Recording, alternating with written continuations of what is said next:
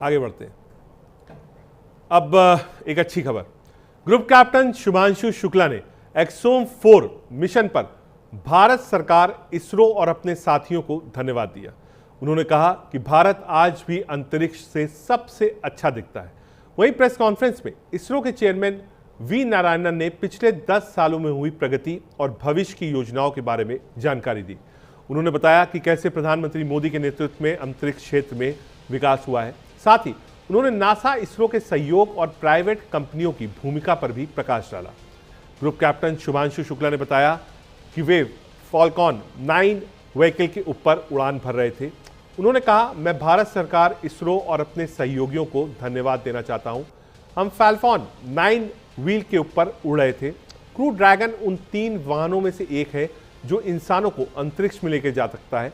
इस मिशन में मेरी भूमिका मिशन पायलट की थी। क्रू ड्रैगन में 4 सीटें हैं। मैं मिशन पायलट था और मुझे कमांडर के साथ काम करना था और क्रू ड्रैगन के सिस्टम के साथ बातचीत भी करनी थी। हमें उन प्रयोगों को करना था जो भारतीय शोधकर्ताओं ने बताए थे। स्टेम प्रदर्शन, तस्वीरें और वीडियोग्राफ भी कैप्चर करने थे।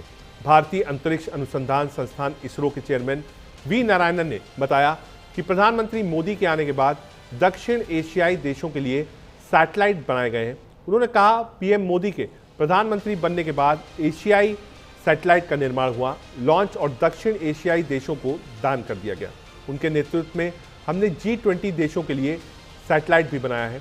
10 साल पहले अंतरिक्ष क्षेत्र में हमारे पास केवल एक स्टार्टअप कंपनी थी। आज अंतरिक्ष उद्योग में हमारे पास 300 से अधिक स्टार्टअप है।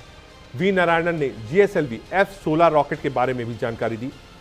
उन्होंने कहा, GSLV F-16 रॉकेट ने 30 जुलाई को सबसे प्रतिष्ठित NASA ISRO synthetic aperture radar को पूरी तरह से स्थापित किया है। ये JPL, नासा और इसरो द्वारा संयुक्त रूप से जारी किया गया एक सैटेलाइट है। आज सैटेलाइट पूरी तरह से सही है। अगले 2-3 महीनों में हम अमेरिका के 6500 किलोग्राम के कम्युनिकेशन सैटेलाइट को लॉन्च करेंगे, जिससे हमारे लॉन्च व्हीकल का उपयोग करके लॉन्च किया जाएगा। वी नारायणन ने पिछले 10 सालों में हुई तरक्की के बारे में बताते हुए कहा, पिछले 10 सालों में प्रगति अभूतपूर्व और तेजी से हुई है। 2015 से 25 तक पूरे किए गए मिशन 2005 से 15 के लगभग दोगुने हुए। पिछले 6 महीनों के दौरान 3 महत्वपूर्ण मिशन पूरे किए गए, जिसमें एक्सियोम 4 मिशन एक प्रतिष्ठित मिशन है। पहले भारतीयों को अंतर्राष्ट्रीय अंतरिक्ष स्टेशन ले जाया गया और सुरक्षित रूप से वापस भी लाया गया। पिछले 6 महीने में हुए 3 प्रमुख मिशन कौन से हैं? एक्सॉम 4 मिशन पहले भारतीय अंतर्राष्ट्रीय स्पेस स्टेशन तक गया। नासा इसरो SAR मिशन संयुक्त विज्ञान मिशन का सफल परीक्षण। साथ ही साथ GSLV F-16 नए स्तर की भारतीय लॉन्च क्षमताओं का प्रदर्शन। क्या कुछ कहा केंद्रीय मंत्री जितेंद्र ने, आपको सुनाते हैं। The experiments conducted out there in space, whether they are life sciences, whether they are myogenesis, etc., which will of course not only be benefit only in the space but also have replications on the earth. The experiments have been conducted by an Indian, but the benefit is going to be to the entire mankind, which means we have now set the first sterling example of Vishwa Bandhu Bharat, which Prime Minister keeps saying. So, and the outcome, some people ask, of course, it has given India capability, esteem, confidence, and world also the confidence of larger scale collaborations.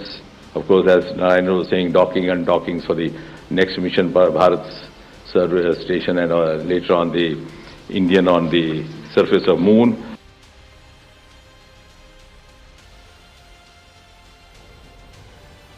आप केंद्रीय मंत्री जितेंद्र जी को सुन रहे थे। क्या कुछ कहा शुभांशु शुक्ला ने आज, एक बार सुनिए। I would like to thank ISRO for enabling this entire mission, the people, my colleagues at ISRO who have worked so hard for successfully executing this mission. I would also like to, I see some faces here, the PIs, the researchers who have enabled the experiments for the Axiom 4 mission, and I would like to thank them for their contribution and their work for this mission. I would like to thank you guys for bringing this mission to the population of this country, to the common man, and making it accessible by everyone to view.